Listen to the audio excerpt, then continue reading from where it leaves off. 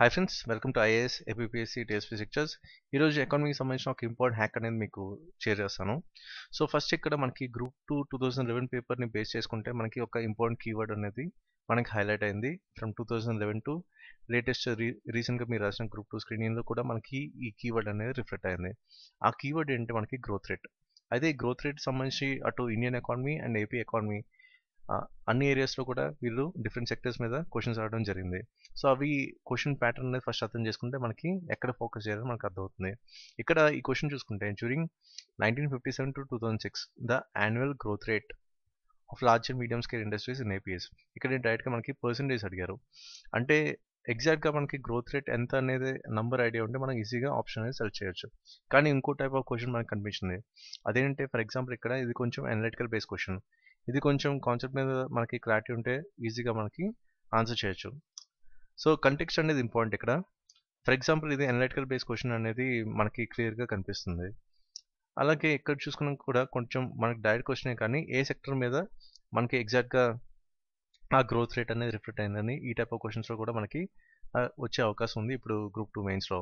So ఇక్కడ question చూసుకుంటే during 1999 to 2006 AP occupied 7th place in India in terms of compound growth rate of. So ఇక్కడ ఏంటి particular sector మీద అడిగారు. So ఇలాంటి క్వశ్చన్స్ కూడా రావడానికి అవకాశం ఉంది కాబట్టి మీరు కొంచెం ఇన్డెప్త్గా మీరు ఫోకస్ చేయాల్సిన అవసరం అయితే ఉంది.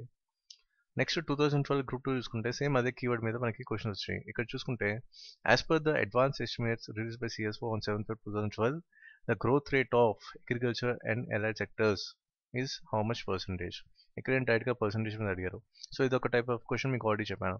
ఇంకోటి కూడా మనకి ఏంటంటే సేమ్ అదే టైప్ ఆఫ్ క్వశ్చన్ మనకి కనిపిస్తుంది గ్రూప్ 2 2012లో. అండ్ నెక్స్ట్ ఇంకో క్వశ్చన్ ఏంటంటే మనకి కొంచెం అనలిటికల్ బేస్డ్ క్వశ్చన్. ఇక్కడ చూసుకుంటే an indicator of standard of living of the people in AP which registered a growth of 13.7% as per the advanced estimates of 2012. ఇక్కడ ఏంటి రీసెంట్గా చూసుకుంటే మనకి ఇక్కడ పర్సంటేజ్ ఇచ్చి అది దేనికి సంబంధించిన అడుగుతున్నారు. ఇక్కడ క్వశ్చన్లోనే మనకి పర్సంటేజ్ ఇచ్చారు. ఇక్కడ క్వశ్చన్లోనే పర్సంటేజ్ ఇచ్చి దేనికి సంబంధించిన ఇండికేటర్ని అడుగుతున్నారు. ఇలాగ మనకి రివర్స్లో కూడా అడగడానికి ఛాన్సెస్ ఉన్నాయి కాబట్టి మీరు ఈ ఫార్మాట్లో కూడా మీరు గుర్తుపెట్టుకోవాల్సిన అవసరం అయితే ఉంది. సో ఇక్కడ కూడా చూసుకున్నా సరే సేమ్ అదే ఫార్మాట్ వీళ్ళు రిపీట్ చేశారు 2012 గ్రూప్ 2లో. ఇక్కడ చూసారా క్వశ్చన్లో మనకి agriculture sector in AP showed certain science of recovery and posted and average growth rate of 5.38% during. So ఒక పర్టికులర్ టైం పీరియడ్ మీరు అడిగి ఎంత పర్సంటేజ్ అనేది దేనికి లింక్ అవుతుందని అడిగారు అనమాట. సో ఈ టైప్ ఆఫ్ క్వశ్చన్స్ కూడా వస్తున్నాయి కాబట్టి రివర్స్లో కూడా మీరు గుర్తుపెట్టుకోవాల్సిన అవసరం అయితే ఉంది. నెక్స్ట్ మొన్న మీరు రాసిన గ్రూప్ 2 స్క్రీనింగ్లో కూడా సేమ్ ఇదే టైప్ ఆఫ్ కీవర్డ్ మీద మనకి కనిపిస్తుంది. ఇక్కడ చూసుకుంటే the target growth rate of agriculture sector as per national agriculture policy 2000 was in excess of. ఇక్కడ కూడా పర్సంటేజ్ మీద మనకి క్వశ్చన్ వచ్చింది. ఇంకో క్వశ్చన్ చూద్దాం. ఇక్కడ కూడా డైరెక్ట్గా పర్సంటేజ్ మీద అడిగారు. ఇక్కడ కూడా సేమ్ అదే keyword the annual growth rate of real GDP of India in 2014-15 years. So okay keyword మీద ఫోకస్ చేసుకుంటూ వెళ్తుంది ఏపీఎస్సి అటు Indian economy and AP economy.